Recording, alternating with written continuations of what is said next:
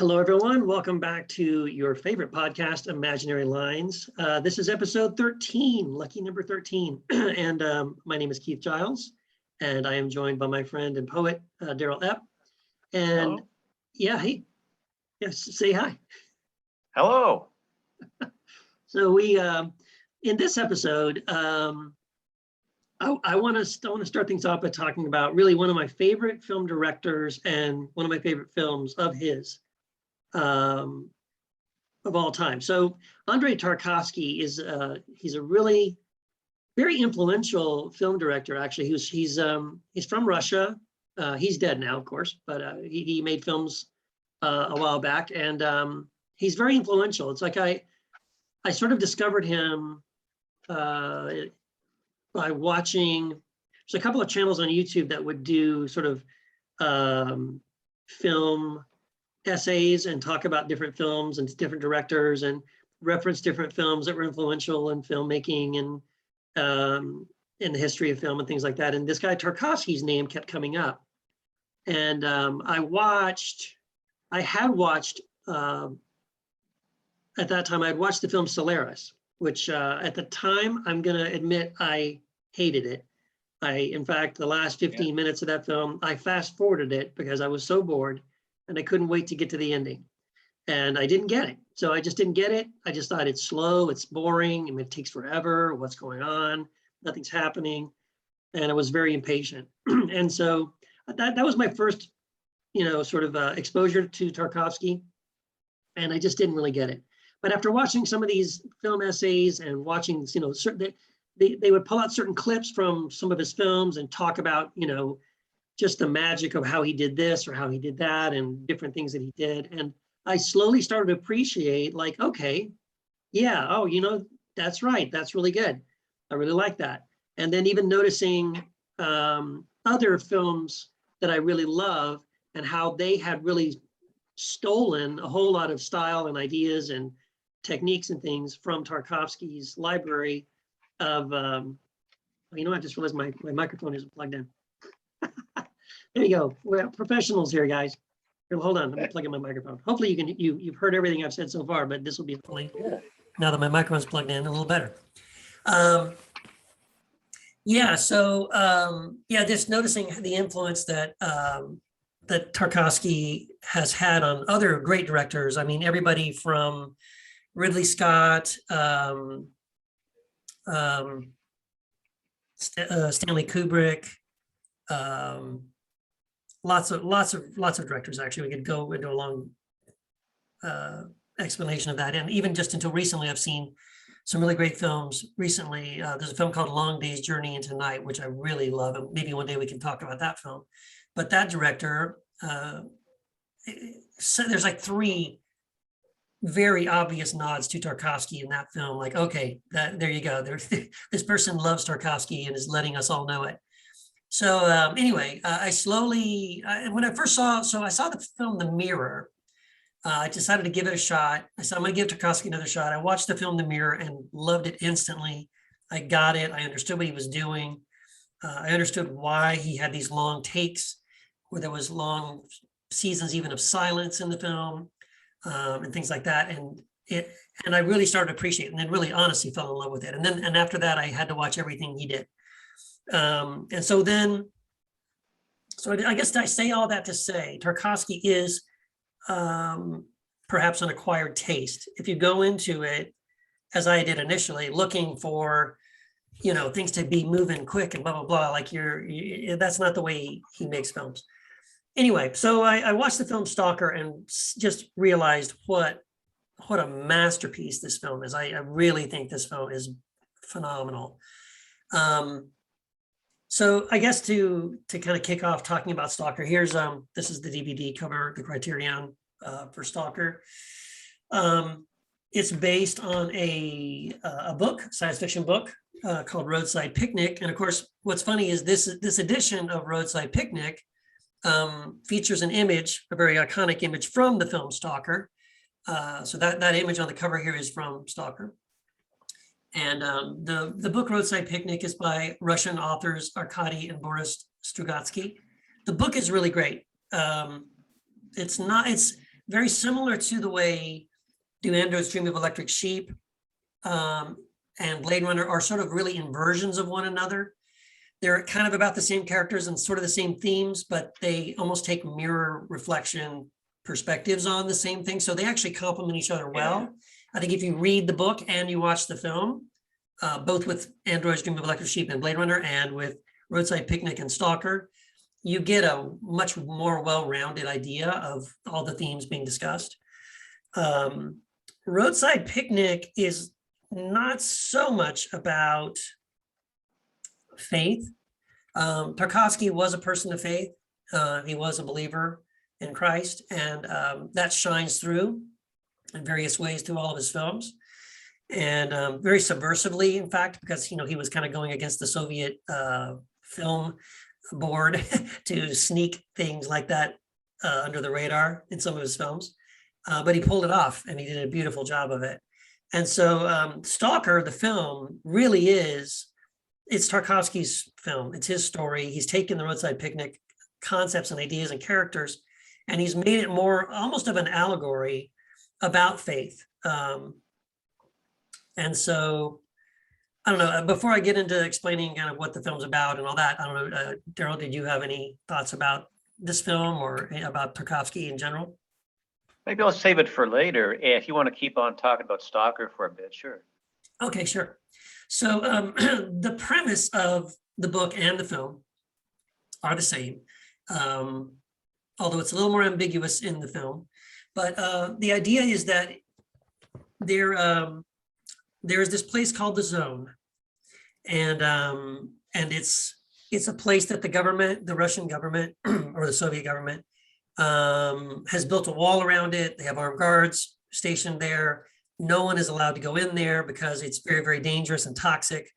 Think of it almost like Chernobyl or something. That's a good analogy for it. And yet, they never explain the origin of the zone really in the film, but in the book, you're told that and actually there's more than one zone around the world. In the book, there are multiple zones all over the world, and what these are places where aliens have landed in their crafts and left behind artifacts, essentially trash. That's what the book Roadside Picnic, the title Roadside Picnic, is a reference to. It's like alien families on vacation on their way to Alpha Centauri or wherever, sort of like pull over to the rest stop of Earth and get out, stretch their little tiny legs, and eat some snacks, let the kids play, and then jump back in their spacecraft and head on off to the rest of their journey somewhere else. So Earth is not their destination. They don't even really, they kind of treat us as like a rest area, rest stop. We're not that important to them.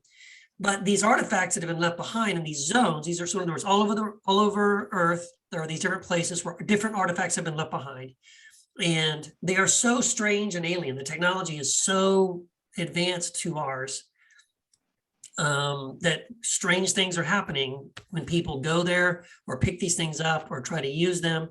There is a sort of an underworld black market going on of artifacts, of different kinds of artifacts that they discover. Well, these create this effect and these do that. And again, this is in the book. You don't get any of this in the film. So in that world where there are these zones that are blocked off, people are not allowed to go in there. But of course, people do. They find their way in, they sneak in. They are looking either for the artifacts, the alien artifacts that they can sell as weapons or as collectibles or whatever. Like there's a market for these alien artifacts for various reasons. But then there are these guys called stalkers, and what stalkers do are essentially they're almost like reverse coyotes. So a stalker like a coyote is someone that you would pay them a lot of money, and that they know the way to sneak you through across the border, if you will, into the zone. Because people want to go there, and here's why people want to go there. So this is what's happening in the film in Stalker. We're following a character. We only know him by the name Stalker. That's his job description. He's a stalker, and he's hired by the writer. Again, they're just archetypes, right? You have a writer and you have a professor or a scientist, and they meet him in a bar. They give him money. And he's going to sneak them into the zone because that's what he does. He's really good at this. He does it all the time. And it's illegal to go there. You're not allowed to go there. So like there's a whole lot of danger and things to make this happen.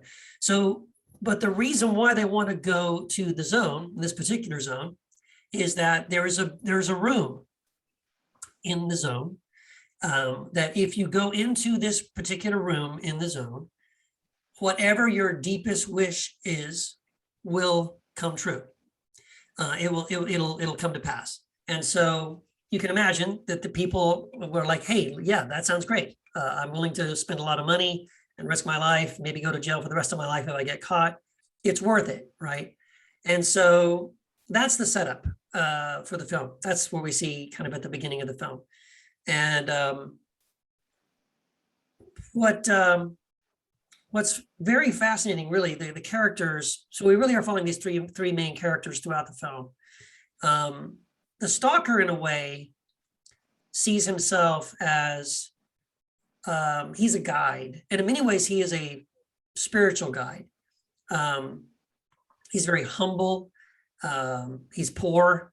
He's risking everything to help these other people, strangers, right? But he's risking his life to help these people. As he describes it,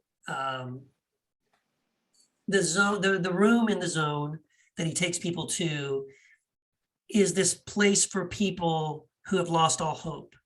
And when they have no hope left, this room in the zone is their last chance, right? Now, but there's a very interesting little caveat to this, and I think this is also true in the book, but this is highlighted in the film. So let's say, for example, you would say, oh, hey, I would love to I want to go to this room and you don't get to go and just make a wish. It doesn't work this way, okay? The room senses your deepest subconscious desires. So, and there's some dialogue about this in the film. The stalker talks about how there's a sort of a cautionary tale of a previous stalker who was a friend of his who goes by the name Porcupine. And what happened to Porcupine was he was a stalker, but he went into that room. Now the rules, you're not supposed to. If you're a stalker, you yourself are not supposed to go into the room. Right. But Porcupine broke the rule and he went into the room. And what happened, well, I think Porcupine went into the room because he was desperate and he wanted something. Actually, he wanted to sort of wish something good, I think for his brother or something. But the sad thing was that wasn't his deepest subconscious desire. It was actually something kind of dark. And so horrible things happened. I think his brother dies or his wife dies and all these horrible things happen. And because it's sort of like, so for example, like you might think, I want to go into this room in the zone because I want to wish something great, let's say I want to heal. What I would like to do is heal my brother's cancer or something, right? Yeah. But the room knows that isn't your deepest desire. Your deepest desire is to be rich and famous, or your deepest desire is that your wife would die and you could marry the babysitter, right? Now you never say that out loud, but right. That is sort of like the thing you won't admit to yourself. And so there is the sort of like danger of going into the room, like you may think consciously, if I go into the room, this is what's going to happen, but you don't get to decide really. The room knows, well, this is what your desires really are. So you have to do a little bit of introspection, right? And so now you can see sort of the spiritual element of this, right? When you sort of, before you step into the room, you need to know yourself. You need to really be honest with yourself. There's some confession you might need to do, right? Before you can enter the room. And Tarkovsky does a wonderful job illustrating that in the film. That's one of my favorite things about the film is how the room becomes a metaphor in a way for sort of approaching God or approaching this idea of prayer or faith or things like that. It's really beautiful. And it is, by the way, it's a very beautiful film also, the way it was shot.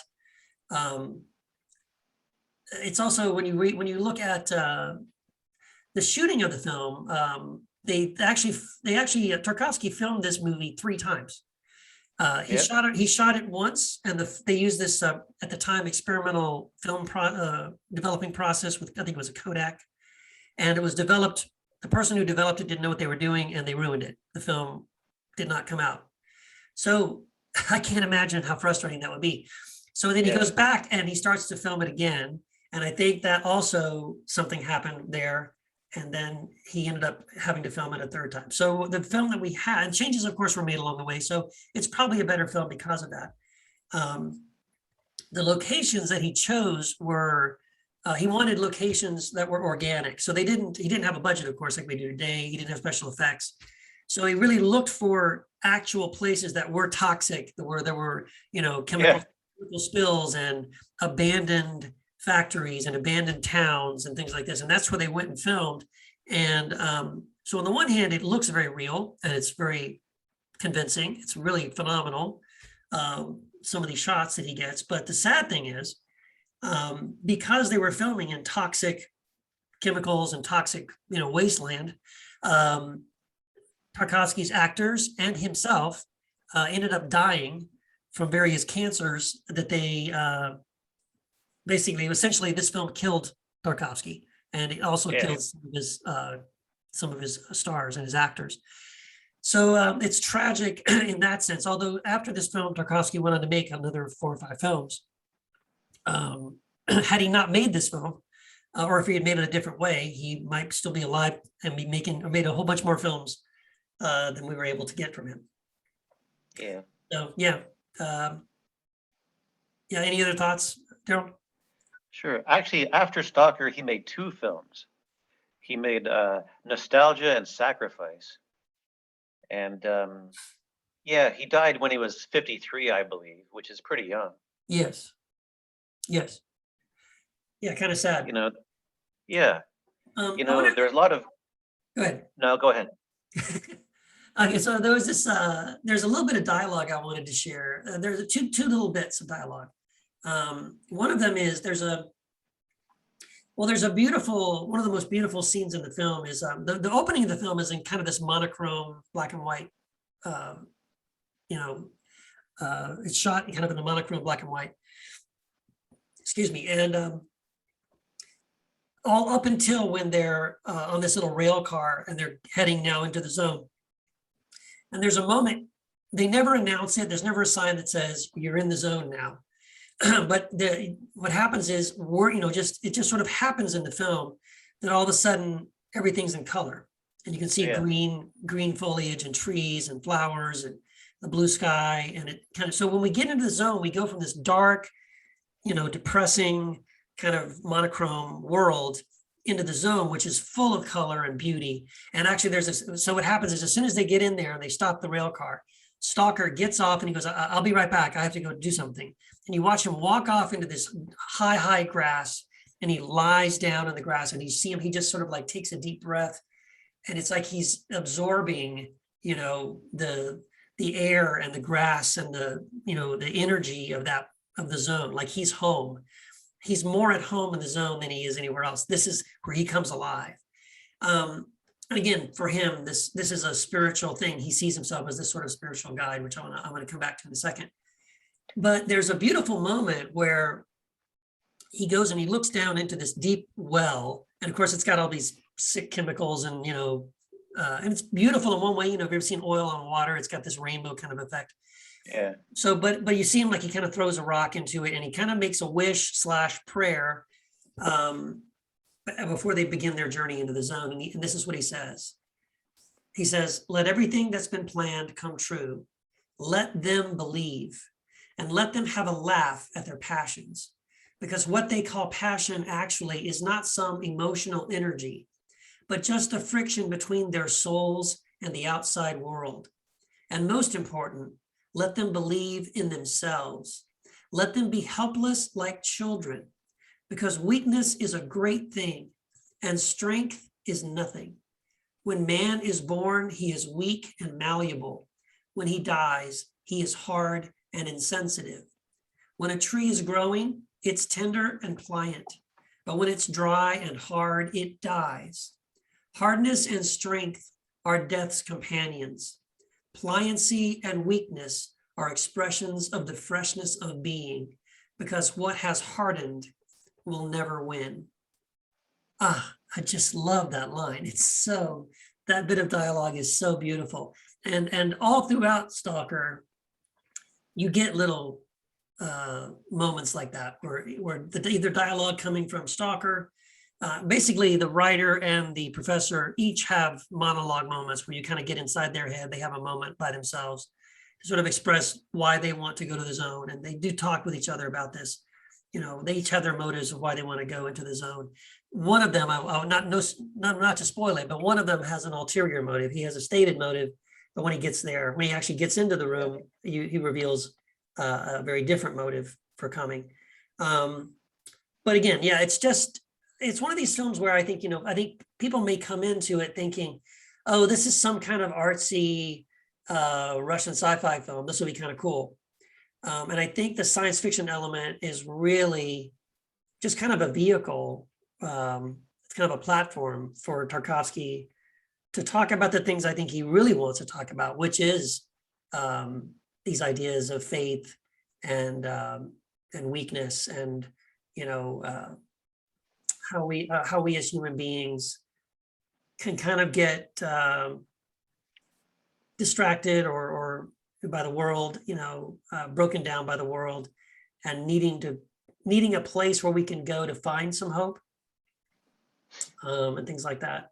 So yeah, I really love this film. I think that it works on layers that are pretty deep that most people don't expect. Yeah. First off, what is interesting is about how the book version, like the book version of Solaris, is a lot more nerdy and technical and has more science fiction, like hard science fiction details in it. Yes, it does. Which he doesn't have and he doesn't care about. And No. That's actually pretty cool, because a really important rule in storytelling is don't show the shark. Right. Because and it's funny. Basically, when Steven Spielberg was making Jaws, they said they were really impressed by like Steven Spielberg directed an episode of Columbo with Jack Cassidy, which was really great. So they gave him a chance, and then he made Duel with Dennis Hopper, which was great. So yeah, great. Yeah, fantastic. And then they said, here's a book about a shark. Make a movie about a shark. And then so he said, sure, they'll pay me. I'll say yes. And then it turned out the shark, like the actual shark, totally sucked. So he said, wow, if I have the shark battling people, it will be like a Roger Corman drive-in movie, and people will just laugh at me. Yeah. So so he said, look, what's plan B? And plan B was don't show the shark. And if you show a shark eating a guy, I'm like, okay, and it's true. Like, I could have got that from a Roger Corman movie. But instead, if you have the camera on the beach and it's trained at a point 100 meters out, and you see a girl treading water and then she disappears, that's a lot more scary and interesting. Yes. So and that's why Jaws is famous. So it's like, don't show the shark. And in great art, you don't have.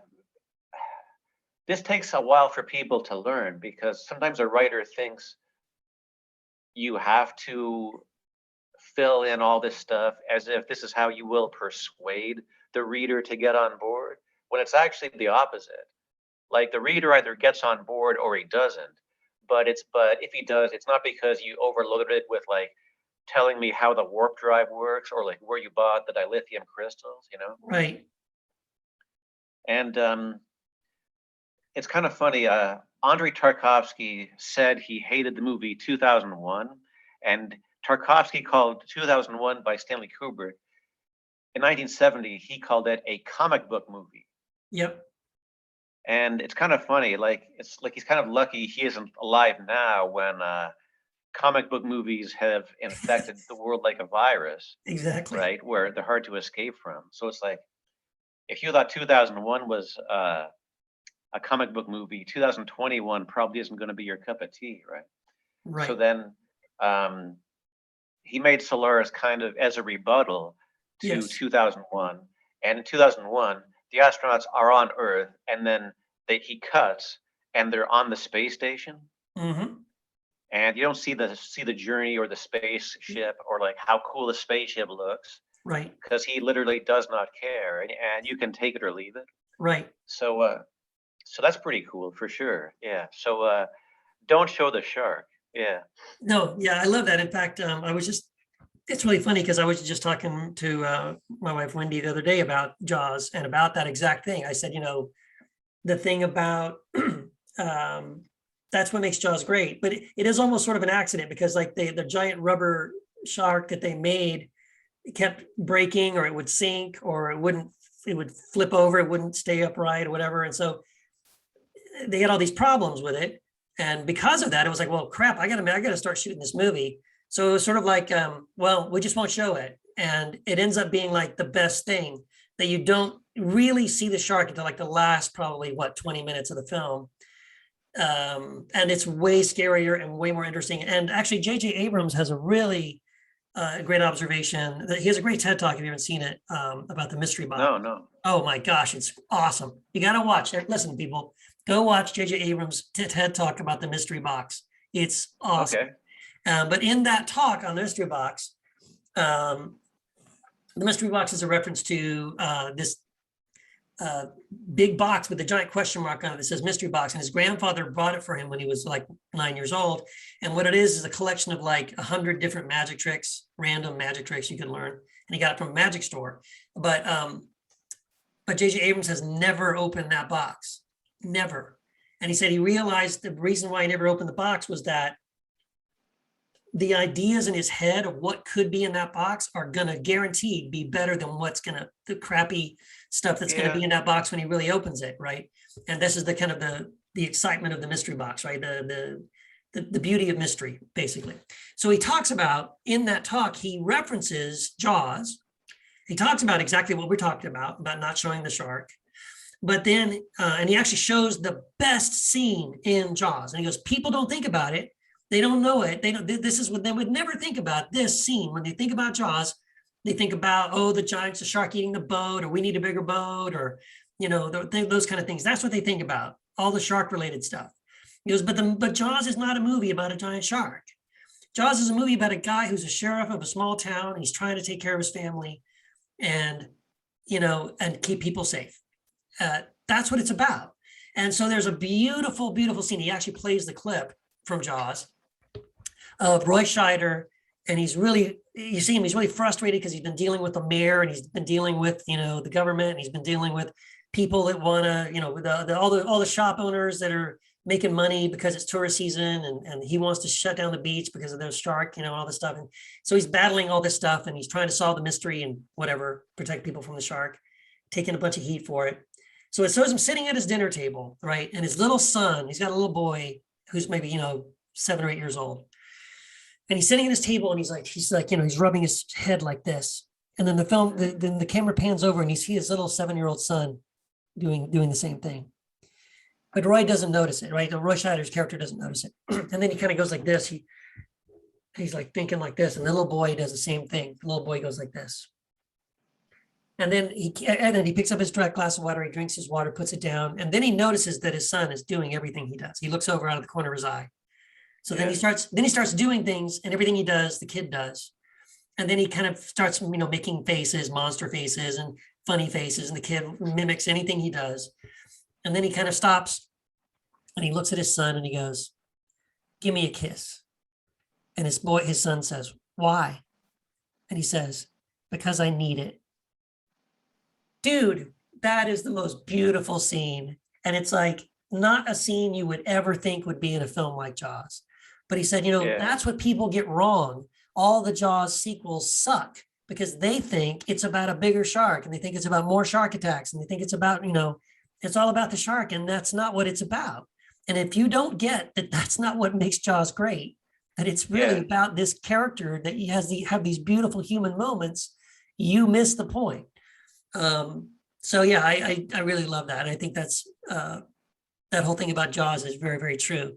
And in a way, I guess you could say, in a way, that's kind of what Tarkovsky does in Stalker, because I guess the shark in this would be the room, And for most of the film, you're trying to get to the room and you never see the room. And even the zone itself, like, so you're told, the stalker warns these guys, this is why you need a guide. You can't just walk in there. Just getting past the fence or the gate is not enough. Like, he can't just let him go. Because the zone is so weird and so affected by whatever strange things happen, aliens or whatever, that's created this zone in the first place. I mean, there are these, it's almost like an interdimensional thing. Like, you could walk in a straight line and end up somewhere else, or disappear on people. He talks about how people have disappeared and horrible things have happened. In the book, you get a lot more graphic. People literally are like cut in half and, go blind, and all kinds of horrible things happen to them. So you need a stalker who knows how to navigate the zone. And it's different every time almost. It shifts and changes all the time. So you never know where you're going. And so there's a little thing in the film they do where he's got a big bag of these giant nuts, bolts and nuts. And he will tie a string through them, or like a piece of cloth, and let it hang. And then he'll spin it and throw it like ahead of them, like 50 yards, and it'll land. And if it lands and nothing weird happens, okay, we can walk to the nut and pick it up. When we all get there together, then I'll do it again and throw it again. But if something weird happens, we can't go that way, and I'll throw the other one another way. So you have to pick your path, right, through the zone. And what's really, I don't know if I should say this or not. It's just really interesting because I think, here's what I can say. That whole sequence of navigating the zone is more interesting because in your imagination. It's similar to like the shark. It's more interesting because of what your imagination is doing as you're anticipating what could or what might happen versus anything that actually does happen, right? It's more about that. It's, again, going back to the mystery box, right? If you just tell me what it is, that's boring. What I was imagining was way better, right? So here's another example of that kind of thing. In the first Star Wars films, Star Wars Empire and Return of the Jedi, the Force is just this some mysterious thing, right? It's just this some weird energy that certain people have an ability to tap into and manipulate in different ways. And there's, all is there's a dark side and there's a light side, and one is good and one is evil, but what is it? Well, we don't know. It's just we just call it the Force, right? And you get little clues here and there, like Yoda says, it's between you and me and the rock, and it's everywhere, but blah blah blah. And so the Force is really interesting and intriguing and mysterious in the first Star Wars, Empire, and Jedi. But then we get into Phantom Menace and the subsequent Star Wars films, and we find out, oh no, the Force is just these little microscopic organisms that live in your bloodstream called metachlorians, and some people have a high degree, and you can just do a blood test and like, that sucks. I don't want to know that. That's you crazy. Just killed all mystery for me. Like, now it's not mysterious. It's some weird mutation or something, or blood disease that you can get, that I guess you could get a shot for it. That kills it, right? So another example would be like, I love the TV show Lost. This isn't their J.J. Abrams thing. And the first couple of seasons of Lost, there's this strange monster on the island. You never see it. You see trees moving, you hear weird sounds happening, and you get that moment where one of the characters looks at the other guy and he goes, guys, where are we? Right? Holy crap, what is going on? There's some mysterious thing on this island. We don't know what it is. And even when other people see it, you don't, it's like you see people looking at it and you see their expression, and then they like get ripped in half or whatever, disappear, or something weird happens to them. And those first couple of seasons of Lost, when you don't know what the heck that monster is, are awesome because it's all in your imagination. What could that monster be? Is it a dinosaur? Is it some creature? Is it some spiritual force? We don't know. It's cool. But then it gets progressively worse because as the series goes on, they start to show you, oh, it's just this smoke monster. Well, that's lame. And it's actually kind of a lame special effect. Like, it's cheap. Like, I think Photoshop comes built in with that, right? It's like pretty lame. Wow. And so the more, as you go through the mystery of the series Lost, certain things that were so cool because you didn't know exactly what it was, the more they reveal, the less interesting it is, the less cool it is, right? It was so much better not knowing what it was. And I think that's the principle, the same principle of like not showing the shark, or kind of like the way Tarkovsky approaches The Zone. Tarkovsky does a wonderful job of keeping it a mystery, and it is unpredictable, and you don't know exactly. I think that's also why I like that, unlike the book, in the book he says in the book it's an alien, landing or something, an alien artifacts. I love that Tarkovsky doesn't say that, and you don't know. Yeah. You don't know what, it's just some weird thing. It could be anything. And I love that because of that, because it could be anything, it makes it just that much more intriguing. Yeah, it's actually interesting what you were talking about the bit when they're throwing that nut around. Like, it's actually kind of strange where on the one hand, you think some part of your brain would say, I'm not buying this, but it is compelling. And there's a good reason for that. Like Andrei Tarkovsky was a big admirer of Anton Chekhov. Yeah. And one thing he admired, and I seem to recall, he mentioned ward number 6 by Chekhov in The Mirror at some point, where it's a story about a psychiatrist who runs an asylum, and gradually over time, by the end of the story, he becomes a patient. Yeah. And it's a great story. But what he really liked about Chekhov was how Chekhov would write a story and then throw out the first page, so that the reader would be thrust into the conflict or the action that much sooner and have to run to catch up. Right. And also by writing a story and then junking the first page, it sort of obscures the setup and the motivation of the character and forces you to look for the motivation of the character more in the person's actions. And it's just an interesting technique about, like if you're writing a scene about a bank robbery and you say, hello, Tom, we are going to rob a bank tomorrow at Thursday at noon, right? And you will drive the van and I'll be right. But if instead 2 guys sit at a table and instead of saying that, they say, are you ready? What do you think I'm ready? Did you get this stuff? Of course I got this stuff. What do you think, right? The way people, first off, it has more verisimilitude where it feels more like real life. Yeah. And then the audience has to pay more attention to get up to speed. Yeah, like what's going on? Yeah. Which makes their interest level go up. Right? Yes. So and also David Mamet was a huge Chekhov fan, and he had 2 pieces of writing advice which are really great. First, he said, arrive late, leave early. There you go. Yeah, I like that. Yeah. Which is what Chekhov does, which is what he does in Glengarry Glen Ross, where there's already a problem in play. And if you write a story and everything is arcing towards this certain ending, and you just stop a semitone before, that's when it really, that's when you really make your money. And David Mamet also said, every story should answer 2 questions. And the 2 questions are, what does he want and why now? Yes. Right. And so like when you watch these guys throwing that nut around, on the one hand, you should be saying, this is bogus. What the hell is this? Right. But somehow the urgency of their quest, their desire, their yearning, you really are on board with it by that time. So you're really involved in them throwing this little nut around. Yeah. And that's just really sweet when that happens. Yeah. Yeah. Yeah. So there's another scene, and again, I don't want to spoil it because I'm assuming most people listening to us have not watched Stalker. It's a pretty obscure film. I've almost never run across anybody who has seen this film or even who knows who Tarkovsky is.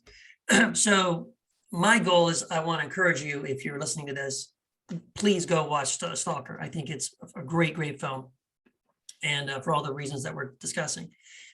So without spoiling it, there's a wonderful scene and a wonderful bit of dialogue.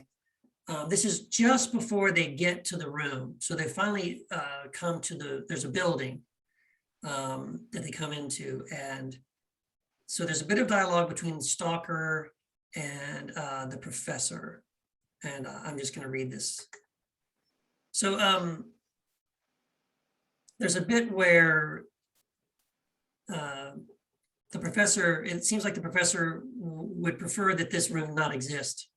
And Stalker is saying, you're trying to destroy our hope. You're trying to take away our hope and people's hope. He says, it's the only thing anyone has left. And this is the only place that people can come to if there's no hope left for them. So for Stalker, that's what this room symbolizes. This is that we said, this is this last hope. Why destroy people's hope? Yeah. When it's all they have left. And then the professor has this great line. He goes, I can see through you. You don't give a damn about people. You just make money using our anguish. It's not even the money. You're enjoying yourself here. You're like God Almighty here. You, a hypocritical louse, decide who is to live and who is to die. He deliberates. Now I see why you stalkers never enter the room yourselves. You revel in all that power, that mystery, your authority. What else is there to wish for? And then the stalker responds, it's not true. You're mistaken. He says, a stalker must never enter the room.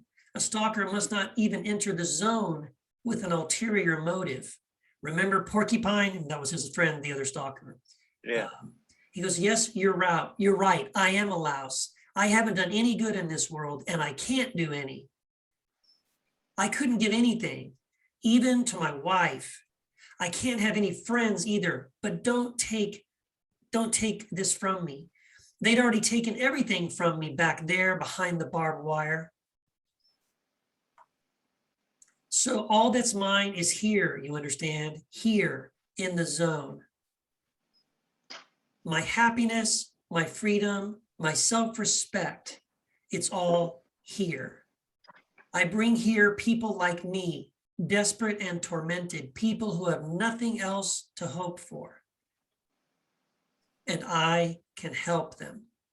No one else can help them. Only I, the louse, can. I'm so happy to be able to help them that I want to cry. And that's all. I don't want anything more. That's such a beautiful line because you get to see the stalker and like, this is why he does it. And this is sort of the tragedy that he himself can't enter the zone. He has no hope. He has no life. He has nothing good in his life. The only good in his life is that he can help other people find their happiness, find their hope. And so, and in fact, it's because he says, I'm a louse. You're right. I am a louse. There's nothing good. I have nothing. I can't even do anything for my own family, my own wife.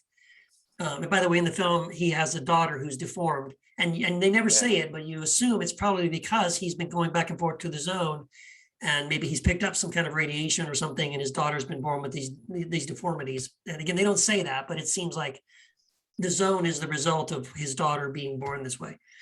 And it's just a beautiful, I love that line of dialogue. And to me, that's such a beautiful scene because you really get the heart of the stalker. He's giving up, he has nothing. And he knows he has nothing. And all he has is the ability to give other people hope by taking them to the zone and knowing that he can actually help people, even though he knows what he is, right? I'm a louse, I'm poor, I have nothing, I can do nothing. Everything he has, like what he says, everything I have is here in the zone. I have nothing on the other side of that barbed wire. They've already taken everything from me on the other side, right? The government, society, everything, he has nothing left. All he has is in that zone. So yeah, I just love it. It's a beautiful, beautiful line of dialogue and a beautiful, again, I think there's a lot of metaphor here, as I said, for, you could almost take it in a way, that the stalker in a way is like a priest or a spiritual guide, you know, a good one, when he really does care about the people that he's trying to help. And he genuinely just wants to help people. But then you also have, you know, the writer wants to come into the zone for, he says, for inspiration. He's running out of ideas. He feels, in fact, enslaved as a writer, that, you know, he spends all his energy, pours his soul on the page, writes this thing. People read it. You know, he takes him years to write it, and people read it in a couple of days and say, give me something else. And they have this insatiable appetite for more, give me more, give me more, give me more. And he's run out of it. He can't keep doing it, you know, but without writing, he's got nothing. So he comes into the zone hoping for inspiration and something new. And the professor says he's coming in because he wants to study it. He hopes to win a Nobel Prize for sort of like investigating, you know, how this works and all this kind of stuff. And you also then eventually get, he also is there a little bit to one up his other professors and scientists, because they've made better discoveries than him. He's, again, similar to the writer, right? He's looking for inspiration. Yeah. He's out of ideas. His career is tanked as a scientist, as a professor, and he's hoping the zone is going to unlock that, be sort of his ticket to success. And you know, so there's also a measure of skepticism. I think the professor is the one that has the most skepticism. On the one hand, he's there to study, but on the other hand, you definitely get this from some of his dialogues. He kind of thinks it's stupid. He thinks it's nonsense. What is this? You know, this can't work. This is not real. You know, this is all in your head and all that. And so there's a little bit of cynicism that creeps into it as well. But again, I think the zone is this sort of metaphor for faith or for approaching God. And there's an element, I have to say there's this beautiful element of even those who are the most skeptical of it, who will say they don't believe in it, at the same time, in a way, I kind of get this from the film, that there's almost this terror, even as they're telling you they don't believe in it, and they're telling you that it's not true, there's this hidden fear that it might be. And so even though they're trying to convince themselves and you, it's nonsense, it's not real, it's not true, it doesn't work, but you can see they're terrified to test that theory. They're terrified, they're still in the back of their mind, but what if I'm wrong? And what if it does work? And, you know, what if God is real? What if, you know, my skepticism is a smokescreen? And I really, that's honestly one of the things I love the most about Stalker, is the beautiful way he illustrates that dynamic, that kind of like push and pull that's going on in the minds of these characters, especially those that doubt. You know, it can't be real. It's not true. It's all a scam. It's all in your head. But if he really believed that, he wouldn't have done some of the things that he does in the film. So it's really, really fascinating. I think it's a wonderful exploration of faith and doubt as well. Just a really beautiful film. It works on so many levels. Yeah, it's funny. I guess when I think about that movie, I really don't think about that kind of stuff, about faith and doubt, very much. And I was sort of more interested in how it was done. Like, there was a well-known bit in the movie where they're traveling into the zone, which people talk a lot about, where there's really no dialogue or anything like that. And you know how Alfred Hitchcock said, a bad movie is when you film people talking, and a good movie is when you film people thinking. Yeah. And it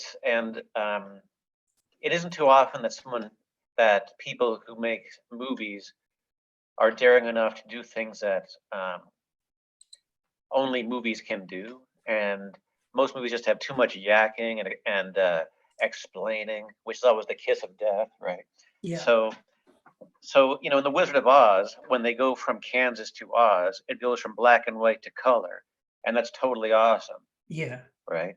And in The Stalker, when they leave, like, you know, Russia, or, you know, their crummy daily life, and they go to the zone, it's like The Wizard of Oz, where basically things go from black and white to color. Yes. And to get to the zone, you ride a train, and then there are shots of like you know how if you watch a movie if you watch a movie that was made in 2021, which I would not recommend, the average shot lasts about 3 seconds. Yeah. And in Tarkovsky's last 2 movies, the average shot is over 90 seconds. Oh yeah. And as they're on this train going to the zone, there were like 30, 60, 90-second shots of the sides of the heads of each guy. And the train is making this chugging noise. And if you've ever seen a movie before, you're like, okay, cut, I get it, cut, Yeah. cut. Yeah. Because the noise and what you're seeing is so monotonous, it's starting to get on your nerves. And most people would just turn it off and go watch something else instead and say, this is a scam, right? Yeah. This is like too arty-farty for me. But if you stick with it and they keep on chugging, suddenly things go from black and white to color and the train stops. And you've been so hypnotized by this rumbling motion that when it stops and actually things get still, the stillness gives you this vertigo Yes. and this shock. Yes. And that's kind of interesting. Just someone doing something you hadn't seen in a film before, besides blowing something up, right? Yeah. And one time when they asked Tarkovsky to name his top 10 films, 3 out of the 10 were all by Ingmar Bergman. Yes. So basically, if you're not familiar with Tarkovsky, that's kind of a clue there. And there were 2 films on there by Robert Bresson, who made Pickpocket Yes. and Diary of a Country Priest. So that's very much not exactly a surprise. And Ingmar Bergman was also a big fan of Mutually. And Ingmar Bergman said, Tarkovsky for me is the greatest, the one who invented a new language, true to the nature of film, as it captures life, as a reflection, as a dream. Mm-hmm. Yeah. And also Andrei Tarkovsky said, never try to convey your idea to the audience. It is a thankless and senseless task. Show them life, and they will find within themselves the means to assess and appreciate it. Yes, exactly. And actually, there I'm looking at a quote here. When Stalker came out, he was being interviewed, and they asked him, what he thought about people's reaction to the film, and his reply was, "I am only interested in the views of 2 people. One is called Bresson, and the other one is called Bergman." Yeah. Yeah, so there was mutual love there. He really loved Bresson and Bergman and their films. I got to tell the story. So because Tarkovsky's style is he talks a lot about he's written many essays about this and done a lot of talks about this. And there's a really good documentary, by the way, about him as well, where he talks about this. He elaborates on his style in that for him, film is a way to capture time. And he actually talks about sculpting time. And so time is a huge factor for the way we experience the movement and the motion of time. So as you said, he's not about quick cuts. He really is about letting things happen, in a strange way, if you can relax and not need this constant stimulation in your brain, the way most of our MTV minds have been trained lately, with media or commercials and things like that. If you can slow down, and it's actually a lot of his stuff is called slow cinema. His style is called slow cinema. Yeah. He slows things down to reality. It slows things down to the way things are really happening. He lets people breathe. He lets the wind blow. He lets the leaves kind of land on the water and float down the stream. And in a strange way, by pulling you into that moment, it pulls you into the film, but it also pulls you into an awareness of this moment right now. You feel like you're living the film in this moment. And so in a strange way, it pulls you, if you can relax, it can pull you into that film in a way that is really beautiful. And that's when I first, watching The Mirror was the first time I really got it. I understood what he was doing. because he lets those scenes run long, he captures some spontaneous moments that are just beautiful, that you could never have engineered them. And they're just beautiful, real moments of the things that happen in the mirror, especially. But because of this, because of his slow cinema style, because of the way he plays with time, obviously there's complaints. And so when Stalker came out, that was some of the complaints that they received. People were saying, "Oh, this is too slow. It's too long. It's too boring." Even the Soviet film, whatever it was called, the Soviet Film Organization, whatever he had to pass his films through. They would complain. They would say, "You know what? You could edit this down. This film is too long. I think you could make it an hour and a half. It's too long. You should cut this out and get to the action, get to it faster." People are walking out of the theater before they get to the good part. And this is what he said when they told him that. They said, "You need to edit the film because people are walking out before they get to the good part." And this specifically about the movie Stalker.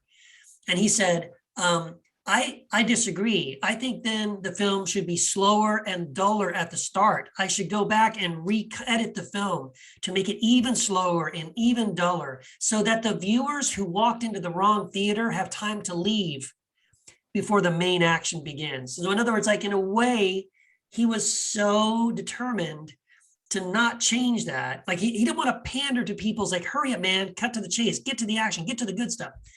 He almost in a way wanted that to weed out the people who were not the audience for his films. Like, if that's who you are, I'm not making movies for you. You need to go find another movie because that's not my movie. And in fact, I'm willing to make it even slower and even longer and even duller at the beginning to make you go ahead and leave now. And once you're gone, then the rest of us can watch my movie because this is the movie I want to make. And this is the way I'm going to make it. And I really love that. I love his attitude about that because it's this whole thing about I've talked to some musicians and some other artists, like Derek Webb has talked about this a lot, that like people that love his music don't appreciate sometimes when he changes either his style or his lyrics or something about what he does, and they're like, "Hey, I don't like this, and you should be more like this. You should write more songs like you used to write over here and do that." And his thing is like, "Look, there's lots of other musicians out there. If my music isn't for you, that's okay. My music is for what I want to say, the way I want to say it, and if it will find its own audience. I'm not making music for everyone. That's not my goal." And really, as an artist, as a writer, painter, filmmaker, whatever you happen to do, your audience isn't everyone on planet Earth. It can't be, and you don't want it to be, because that would be a crappy whatever you created. It would just be horrible. You want to create art that finds its audience, that the people who need it, the people who get it, will get it. They'll find it and they will love it and appreciate it. It's for them. It's not for everyone. And so a lot of what Tarkovsky is doing really is like, I'm making Tarkovsky films. This is the way I make films. This is what I want to say and the way I want to say it. Some people will get it. And if they do, welcome. I've got some more movies to show you. And if you don't get it and you don't like it, that's okay. There's other filmmakers out there and, you'll find what speaks to you. And I really like that. I really like Tarkovsky's decision to make film, because again, it's what sets him apart from all the other filmmakers that are out there. I'm still not sure if I like Stalker more than Andrei Rublev, though. I'd have to think about that. Yeah. But I remember it was interesting. Tarkovsky said, "I find with each movie I make, I need plot less and less." And I kind of like that in the sense that, people think, like straight thrillers sell better than literary fiction or abstract art, which that's true. And people think when they read a story that they're there for the plot. Yeah. But I kind of doubt that, and I'm certainly not. And was just kind of interesting when he said that. There's a Russian novelist who's one of my favorite novelists ever, named Ivan Turganev, and his novels are just great. And his plots are literally boy meets girl, boy loses girl. But you read his books because once in a while he'll have a description of the natural world, which is really breathtaking. Or he always does this thing very much like Marcel Proust, where he'll be able to record people noticing things, and or almost noticing things, like they're on the verge of perceiving something if they're not too distracted. And it's just, really thrilling, like the way Proust plays with memory. And people said the same thing to him, and they said, "Hey, you're the smartest guy in town. There's a lot of political upheaval going on in the world. Why aren't you writing about these social topics, these current events, right?" And whenever he would try to do that and shoehorn it into his novel, it was really contrived and the worst part. And when he got back to sort of ignoring the daily news, that's when he got back to touching what was actually universal about desire and loss and all that stuff. And Turgenev once said, "People say my novels don't have enough plot, but I find they have all the plot I need." Right. And over the course of decades, he'd write books about boy meets girl, and they're just heart-stoppingly thrilling, Yeah, that's beautiful. Yeah. Yeah. And it's hard for me. I mean, I love Tarkovsky, and maybe down the road we can cover a few more of his films. For me, I have seen all of his films, finally. For me, I think my three favorites are The Mirror, and I kind of put The Mirror at the top, and we should talk about The Mirror down the road. I love The Mirror, but I love The Mirror the most because it was the first Tarkovsky film I sort of got. It's not the first one I saw, right? Solaris was the first one I saw, but I didn't get it. Once I got it, The Mirror was the one that kind of made me fall in love with him. And so I love The Mirror, and I love the themes of it. I love the beauty of it. I love there's some scenes in The Mirror that are just phenomenal, beautiful scenes. So we'll talk about The Mirror down the road. So The Mirror is probably my favorite, and then probably Stalker, and then probably Solaris. So I did go back and I rewatched it. Once I got it, I understood Tarkovsky. I feel like I speak Tarkovsky now.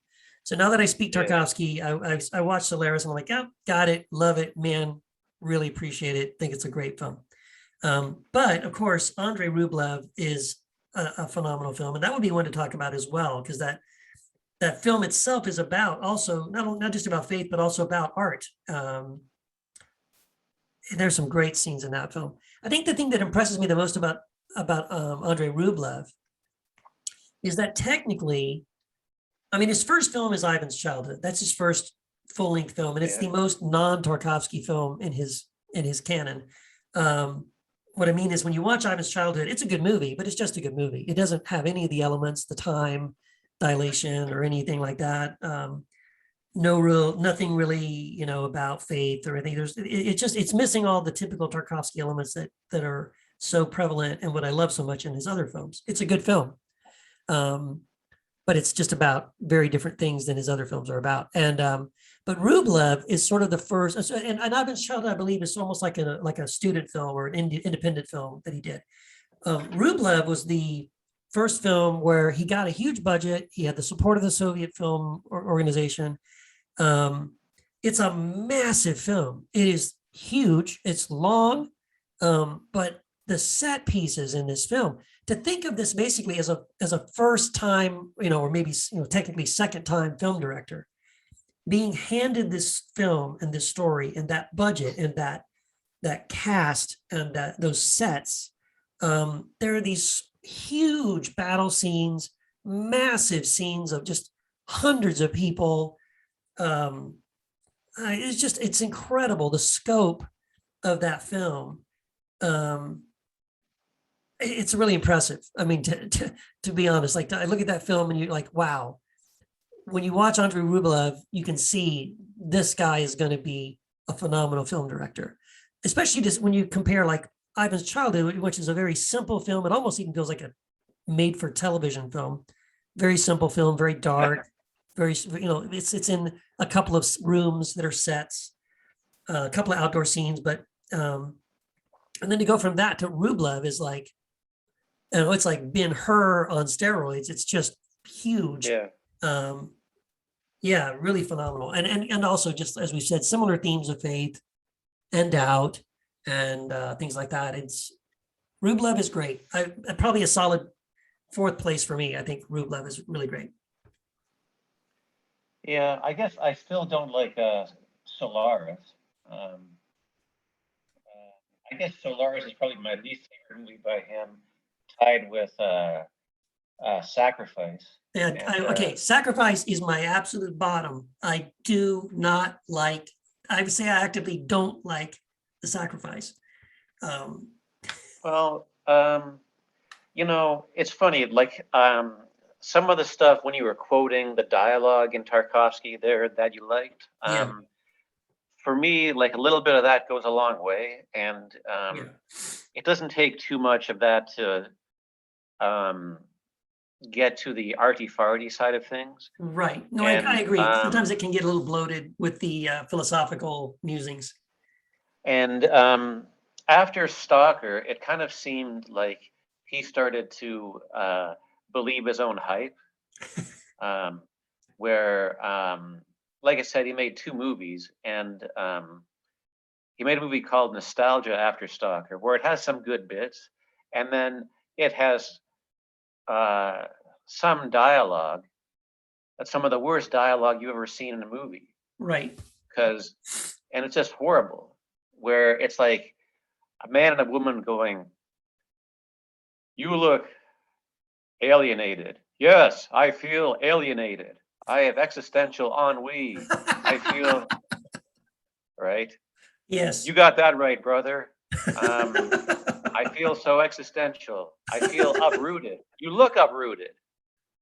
You look like you have angst. Do you have angst?" "Yes, I have angst." Just so you know, you're not quoting actual lines, but in general, I know what you're saying. There is the sense of some of the dialogue in Nostalgia is, but I think that's true of Nostalgia, but I think it's a fair criticism of a lot of his films, where it can get a little too wordy.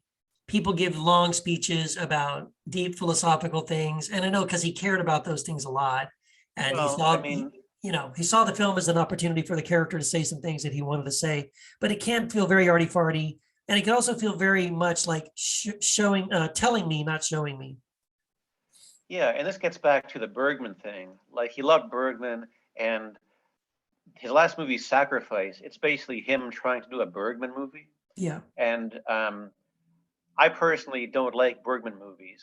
And SCTV back in the day, they did a parody of Ingmar Bergman movies with Eugene Levy and Andrea Martin. Really? And, I'd love to see that. Yeah, and I would recommend that. So kids at home. So to the kids at home, don't watch Ingmar Bergman movies. Just watch SCTV's parody of it. Yes. And basically, it's them saying the word 13 over and over again, but in this like sort of Swedish accent, and like really ponderous. Like it's great. Yeah. There's one Ingmar Bergman movie that I like, and it's called The Virgin Spring, and it's because it's not his story. Where the whole Bergman thing, I guess he was concerned about things I don't care about, like. He was all about rebelling against his daddy, who was a pastor, and he had these issues, and like, is God real and all this stuff, and I don't care about that, and I just don't dig it, and so The Virgin Spring, it's with Max von Sydow as usual, and it's actually based on a fairy tale from the Middle Ages, and Wes Craven used it as the model for the movie The Last Hill on the Left in the 70s, where basically the guy's daughter is assaulted, and then he sort of gets his revenge on his daughter's attackers. So, and it's just a good movie, you know, but the Bergman-esque stuff, like, holy Lord, please, no, you know. Yeah. Yeah, so basically for me, I guess The Mirror and Andrei Rublev I put at the top. Yeah. Yeah, Very cool. and also I'll just mention in passing that Tarkovsky's father was a famous poet, Yeah. and his poetry is in the movie The Mirror, and The Mirror has all sorts of autobiographical stuff, and the movie The Mirror, which he made before Stalker, it was actually based on dreams he had of his childhood, and dreams he'd been having while he was making Andrei Rublev, or even before. Yes. So it really haunted him. So yeah, and so The Mirror is pretty interesting, how it weaves memories of his childhood and his parents' lives all together, very much like a dream. Yeah, that's what I where love about it. Yeah. Yeah, where at least it's cinema trying to do something you haven't seen before. So maybe I'll read two poems by Andrei Tarkovsky's dad. Please do. That'd be great. Yeah, and it's kind of funny, like when Tarkovsky was a teenager, his dad left his family to start a new relationship with a different lady. Yeah. But nevertheless, Andrei really idolized his dad and felt really close to him, and was always trying to work his dad's poetry into his own movies. Yeah. So this is a poem by Arkady Tarkovsky called Two Poems.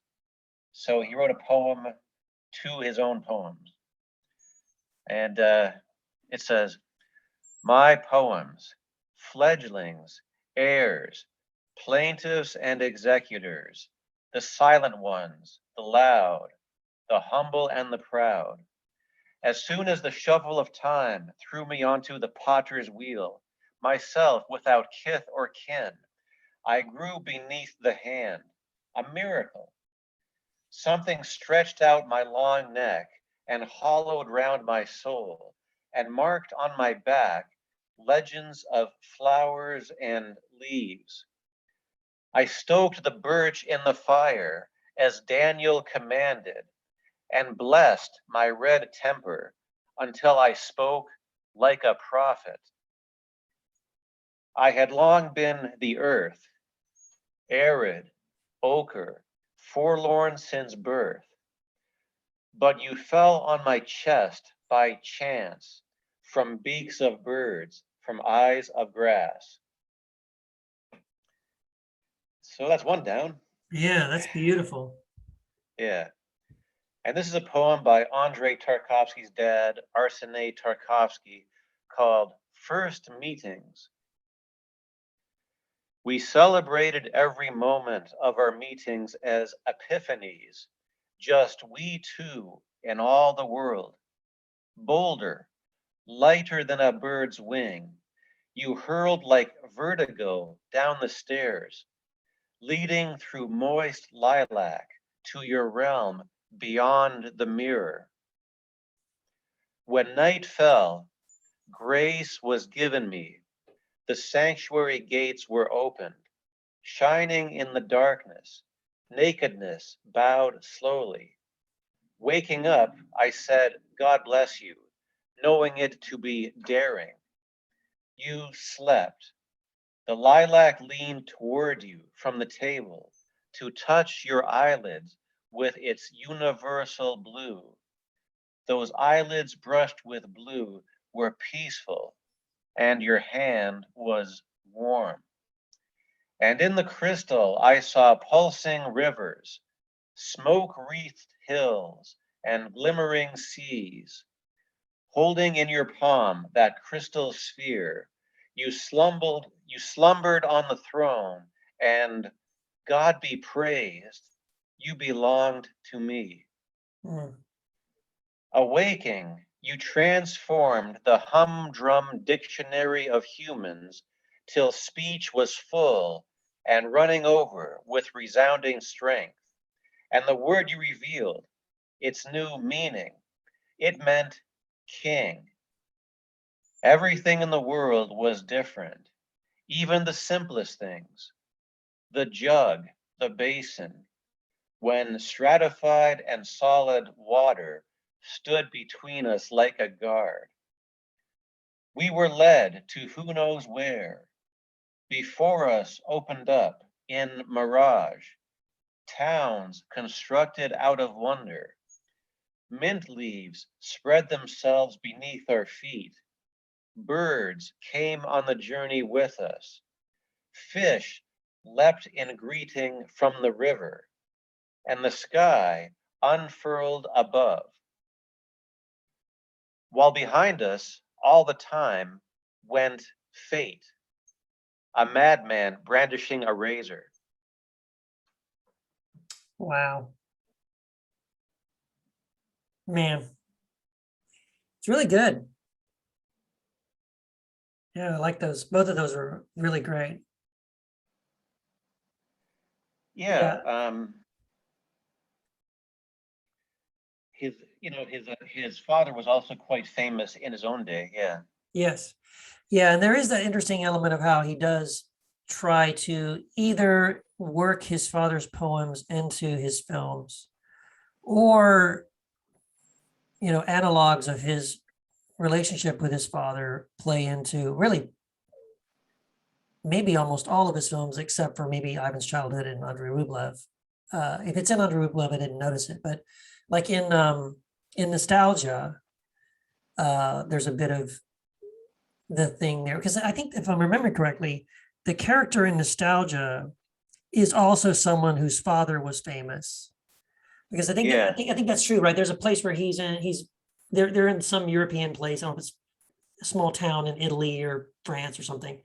And someone goes, "Who's that?" And the woman with him says, "Oh, that's so and so." She says his last name, and they go, "Oh, he's the famous poet." And they're like, "Oh no, he's his son," or something like that. Yeah. Yeah. So yeah, and then like you said, the mirror has really fascinating overlaps, like you said, of dreams and memories of Andrei's life, and you get it from so many. This is why I think some people may not get the mirror because, or Tcharkovsky in general, but the mirror is a bit of a puzzle box, which is what I love about it.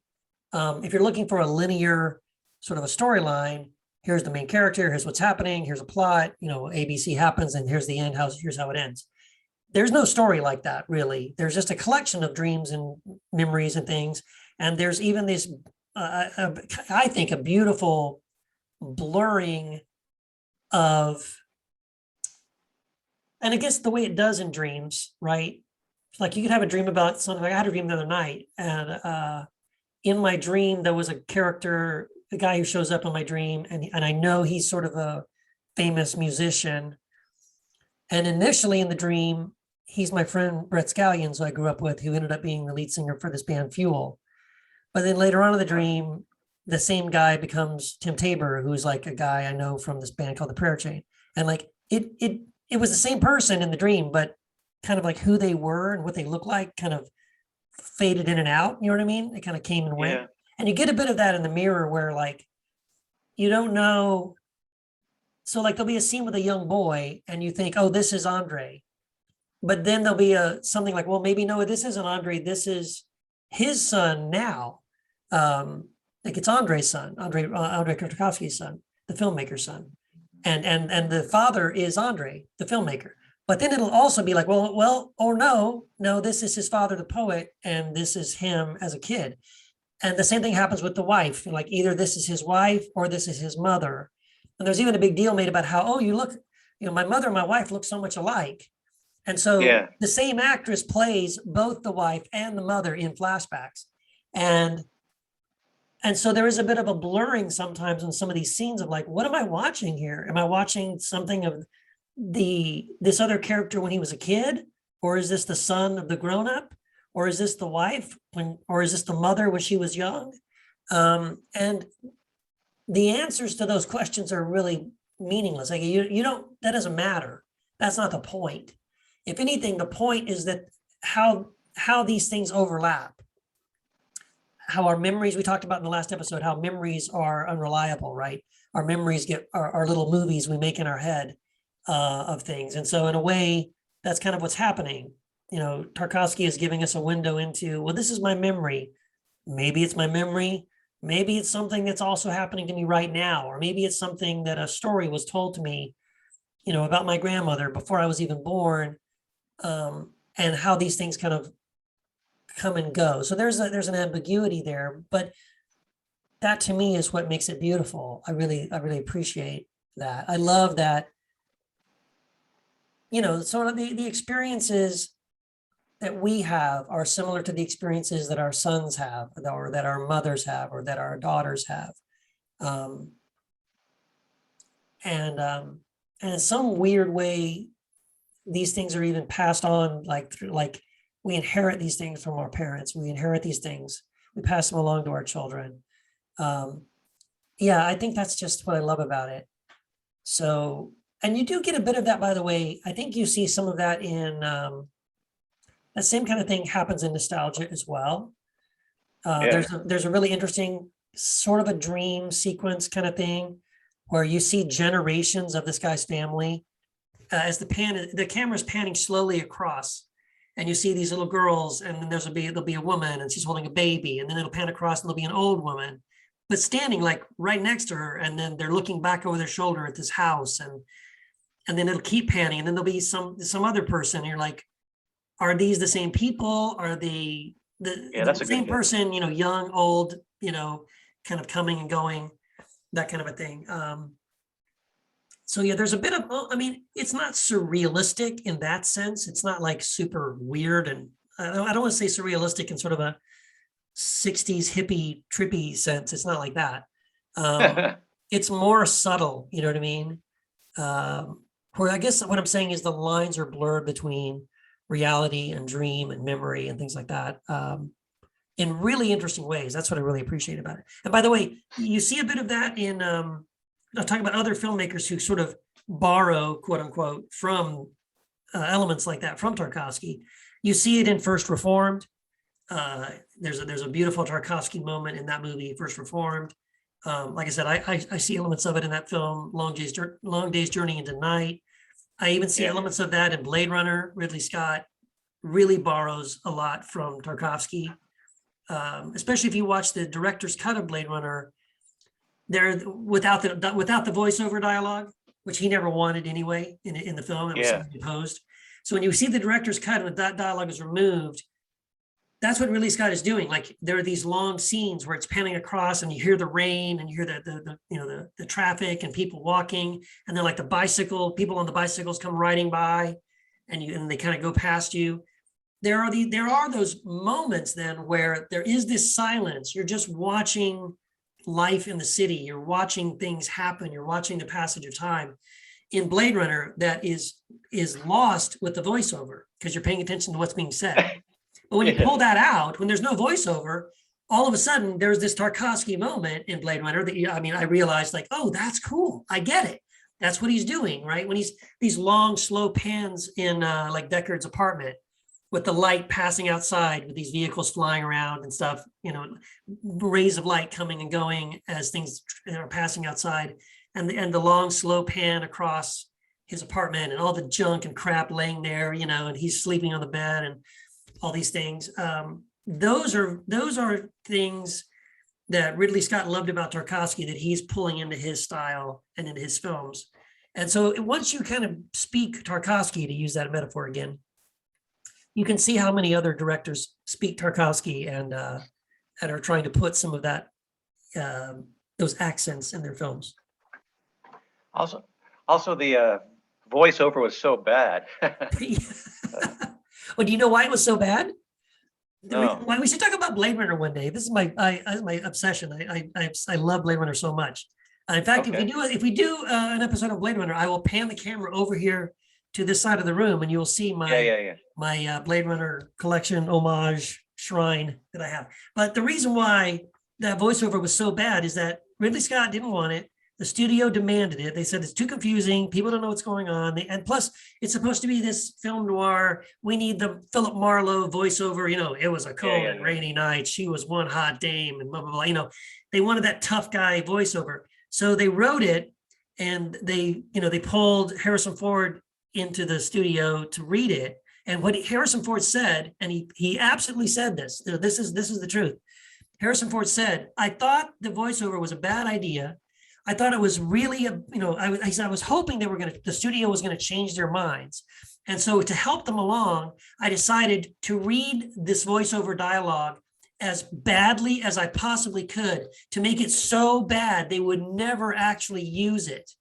And then when he went to the premiere of the film and he's sitting there and he heard the voiceover, he couldn't believe it. He was like, damn, they really used that. It was horrible. I did it on purpose, bad as I could, hoping they would just abandon the idea. Man, that's tough. Yeah. Oh, yes. What's that That's line? so funny. Cold Oh, sushi, wow. Cold fish. That's what my wife called me. It's so bad. Brutal. And it's so funny because in the 40s, they could have a voiceover which did tell you things you didn't know, and actually did, and it actually was like having an extra arm or something else to play with. Yeah. Because it was a way to, like in comics, you can have a word balloon and you can have a thought balloon. Right. And in the noirs where they had like voiceover, it was kind of like a thought balloon, right? And right. Like the voiceover in Double Indemnity is Primo, and it's Primo in the movie Out of the Past. And one of my favorite movies is called Detour, and it has a voiceover throughout the whole thing. And the guy is trying to explain his way out of a sticky situation that he's in, and he gets more hysterical as it goes along.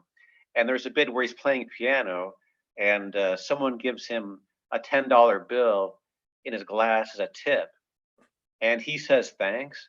And then in voiceover, he says, a $10 bill. What is it? Nothing but a piece of paper crawling with germs. And it's great. Yeah. And it isn't just telling you like I'm a detective, I hunt robots. Oh man, that was real right. bad. Yeah, it's pretty bad. Yeah. Yeah.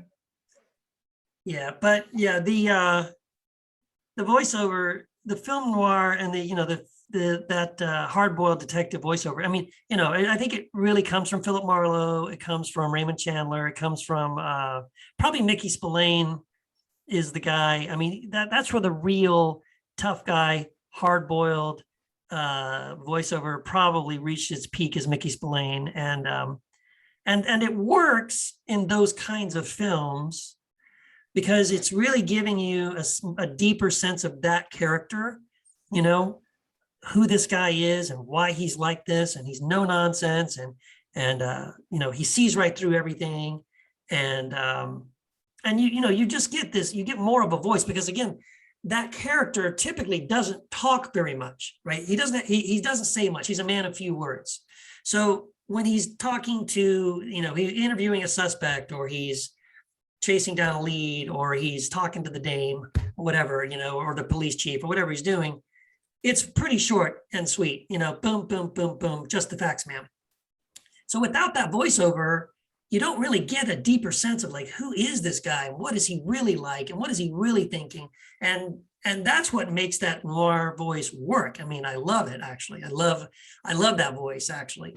But it just doesn't work in Blade Runner, partially because it's tacked on, right? It's like Ridley Scott never wanted that. That's not the movie he was making. He was forced to do it. The screenwriters who wrote it, who were like called in, like, oh, you got to write this voiceover. They kind of did it under protest too, under the gun, under the clock, like, oh, hurry up. You got a day to write a whole, movie's worth of voiceover to stick in between these scenes. And so they're doing like caricatures, right? They're like quickly grabbing, oh, it's kind of like that. It's kind of like this, So yeah, it just doesn't work. I much prefer Blade Runner without the voiceover. Even though the first time I saw it, it was with the voiceover. And it didn't bother me so much. I kind of overlooked it. But until I saw it without the voiceover, that seeing it without the voiceover was like I said, there's these long periods of silence now where there is no dialogue and there is no voiceover. And so you just really pay attention to water dripping or neon signs flashing, or, people on their bicycles riding by, and, or don't walk, cross now. Like, I love that. All that stuff is so great. The sounds of the city. And it feels, that's what, again, I hate to take us too off. We'll talk about Blade Runner down the road, but what's so great about Blade Runner is Ridley Scott manages to do similar to what Tarkovsky always wanted to do. He pulls you into the film and you feel like you're living in this other world. You're in this other place. It really exists.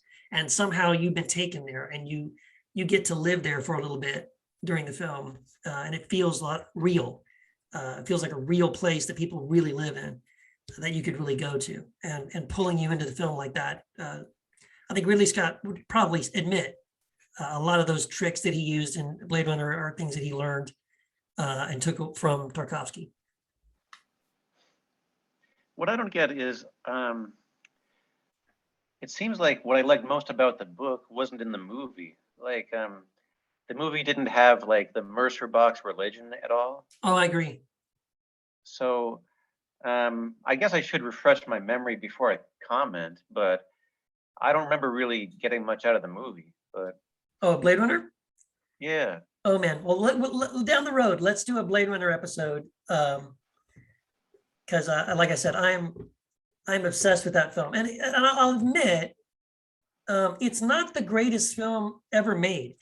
I don't love Blade Runner because, man, there's no better film. It's got the best writing and the best dialogue, and it's not that. I mean, I will freely admit I can think of 10 other movies that I think are much better films, right? But what I love about Blade Runner, I guess to me, in a way, it's a work of art. Like, to me, it's like visual poetry. It's beautiful to look at. The soundtrack is amazing. The lines of dialogue are like poetry. To me, it really is. It's like this big, beautiful work of art. It's visually beautiful. It's, orally, the sound is beautiful. The dialogue is beautiful. I just think it's a beautiful work of art. Again, I think there's much better films that may be more entertaining, or maybe have a deeper emotional core, or make a whatever better point about something, or teach something, or whatever, have better acting performances and things like that. But yeah, for me, it's just a beautiful film, and on so many different layers and levels. And I love the book as well.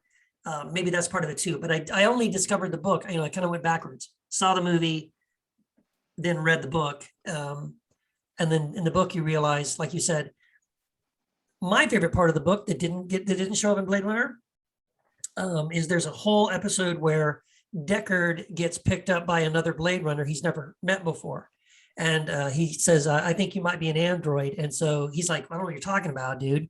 I'm a Blade Runner, right? I'm a cop." And so he goes, "Well, I want to take you downtown." He goes, "Well, no problem. We'll go downtown and clear this up right away." So they jump in the guy's car, his flying car, and the guy starts flying in the opposite direction from the police station.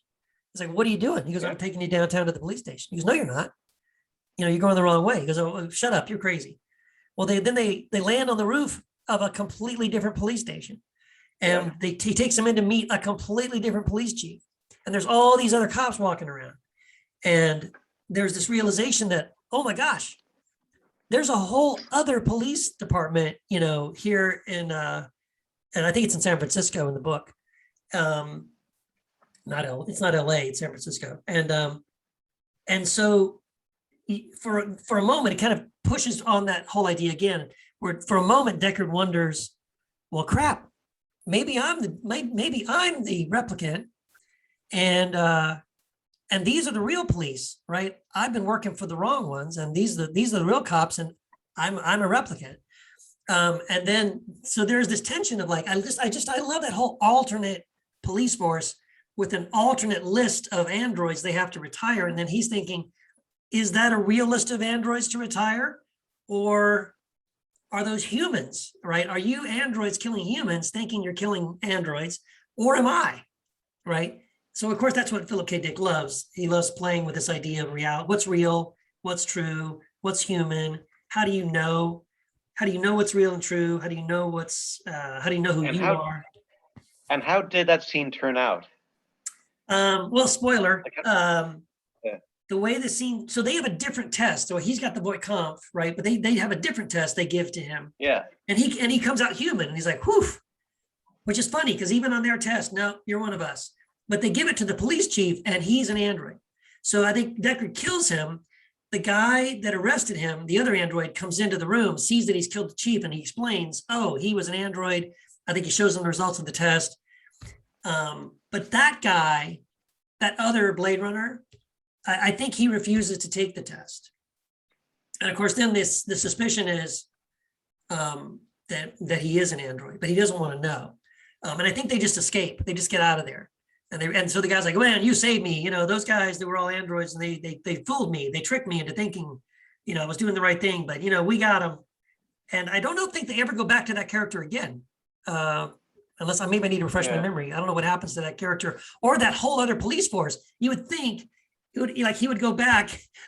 He would go back to Bryant, his actual police department, and say, hey, you might want to check out this whole other police department down the road here, because they're all fake, right? I don't think that thread gets pulled. It's a really fascinating part of the book, but yeah, I don't think they ever really resolve that. It's funny. Like I was going to say, I remembered that bit, and it's in the middle of the novel where he goes on this trip where he thinks, oh, what if I'm a replicant? And that's not in the movie, and the Mercer religion isn't in the movie. Yeah. So I just remember seeing the movie and thinking, yeah, they did a good job building the sets, I guess, but the story seemed really paint by numbers, and I'm not a Harrison Ford fan, so I just didn't care, right? And I certainly don't want to reread the novel. I just reread another Philip K. Dick novel last week, and I always end up regretting it. Which one? I read a book called Martian Time Slip. Yeah, see, that's not one of his best ones, man. Come on. Well, I've read about 10 of his books in the past year. Have you read I Ubik? always regret it. Have you read Ubik? Yeah. My interest ran out before the last page. That's for sure. Oh, come on. Ubik is genius. And in Martian Time Slip, the main character, he's sort of like a businessman on Mars who's worried that someone's going to come and scoop his action. And he roofies his employees like Bill Cosby. And they accept this as part of the condition of their employment.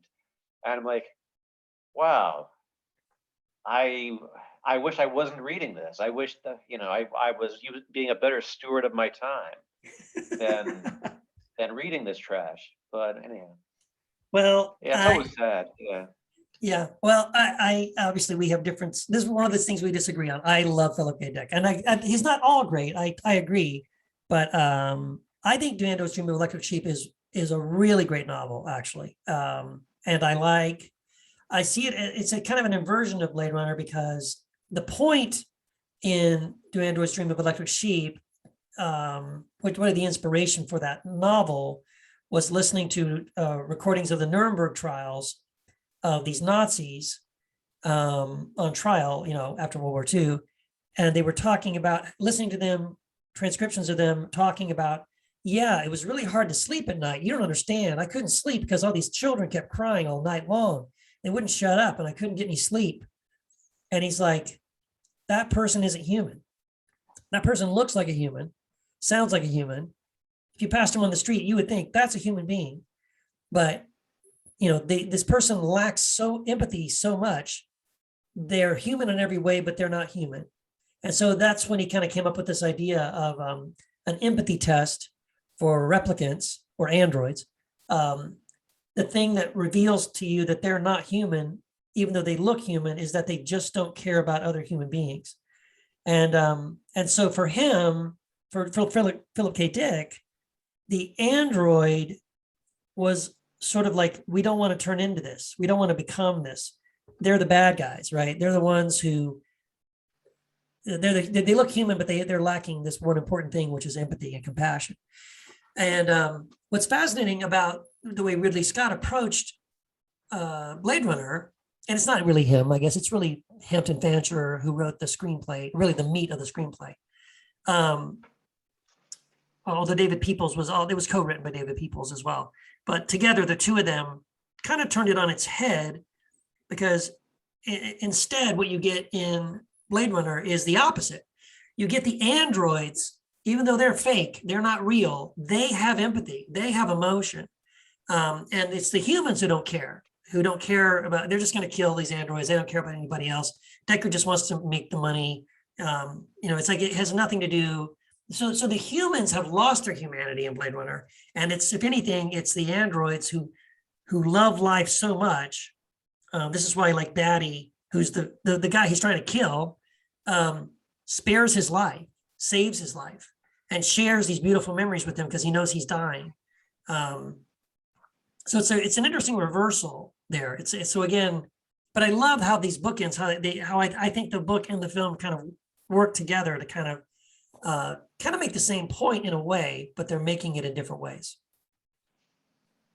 Well, actually, what you just said there, it kind of reminds me of something where, back before you were talking about how in Roadside Picnic, the idea was that superior aliens have left their detritus and litter on Earth as they made a pit stop here or whatever. Right.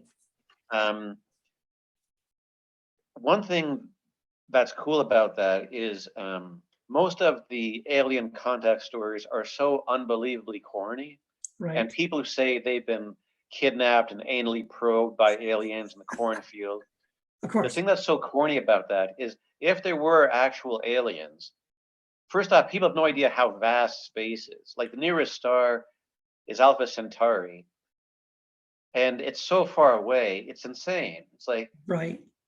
So if there were actual aliens, and let's say there are, they would be so different from us. They wouldn't come here and like anally rape us and steal our lunch or something. Right. Right. It would really be like you stepping on an anthill.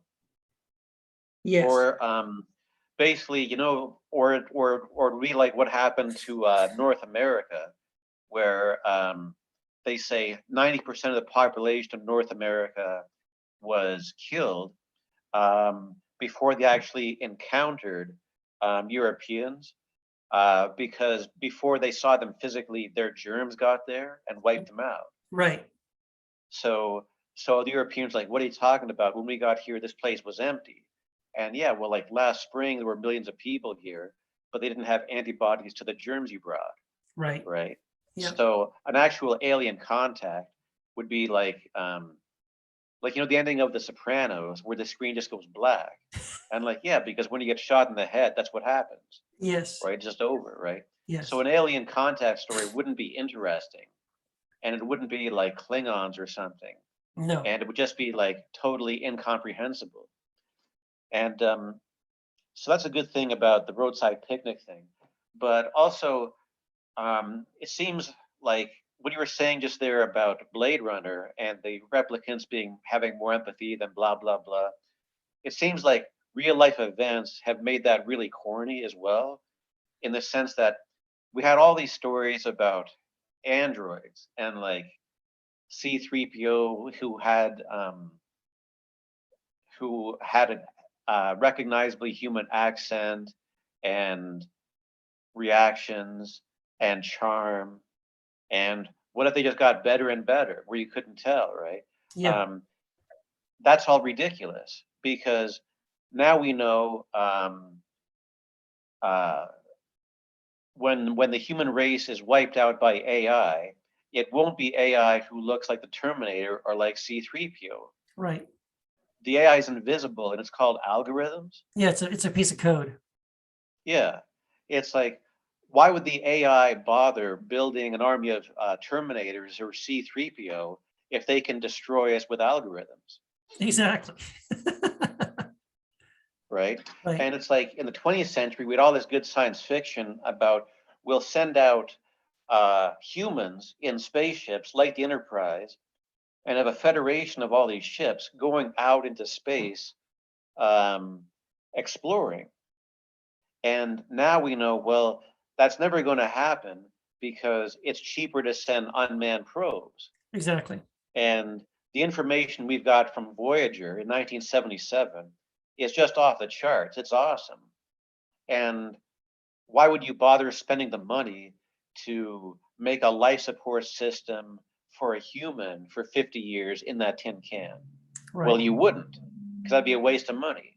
And plus the guy would go insane. The guy would go insane and kill himself after like a year and a half. Yeah. Also, we now know that humans can't live in space. It's been settled.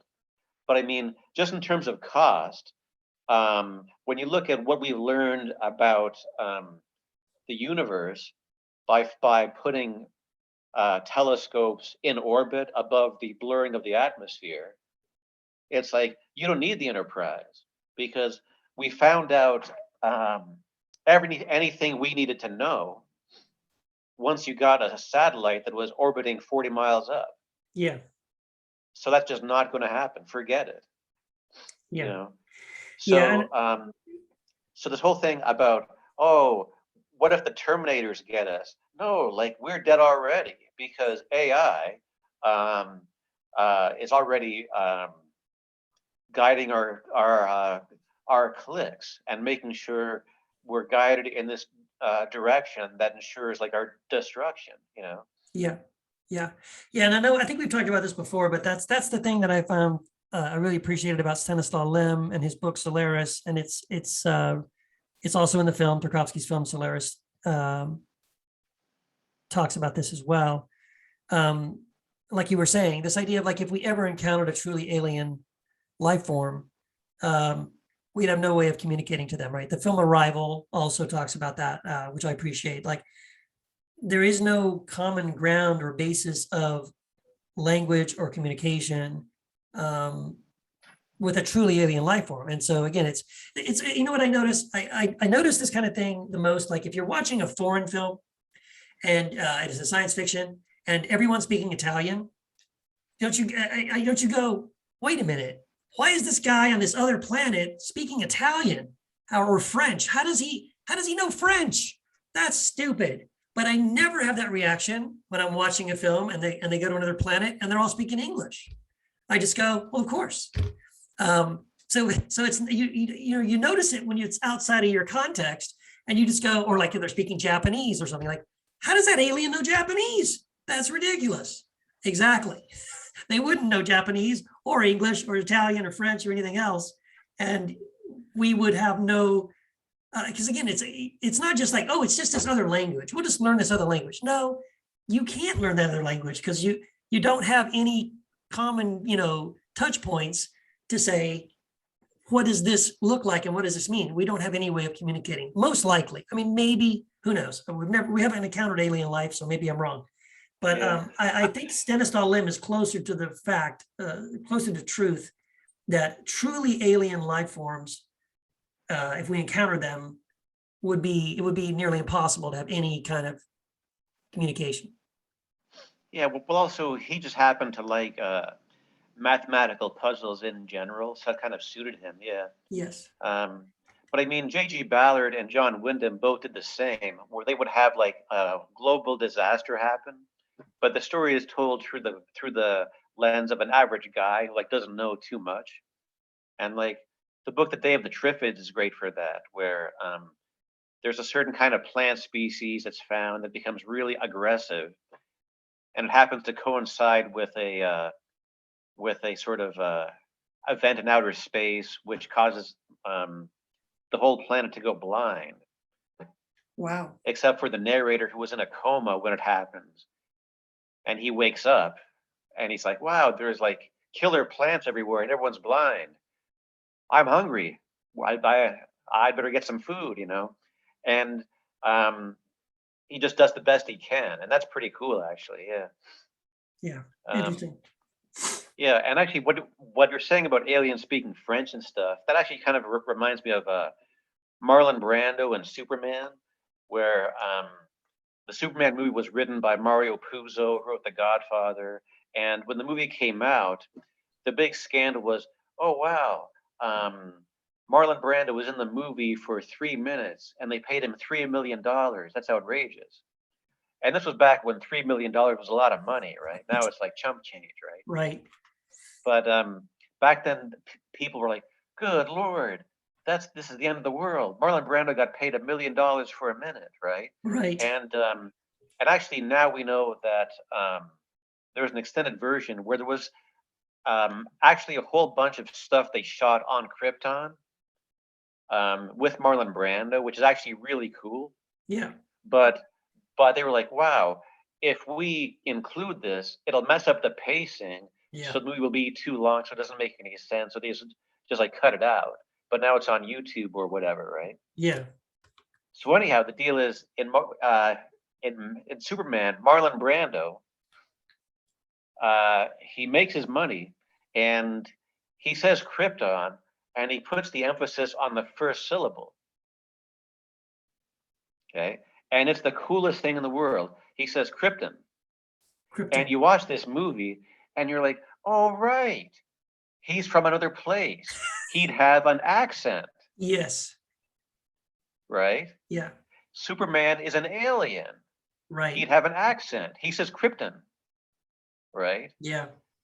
Just like, if you had a person from Long Island say the word hallway to a person from Canada, it sounds a lot different than the way someone in Canada says the word hallway, right? Exactly. Yes.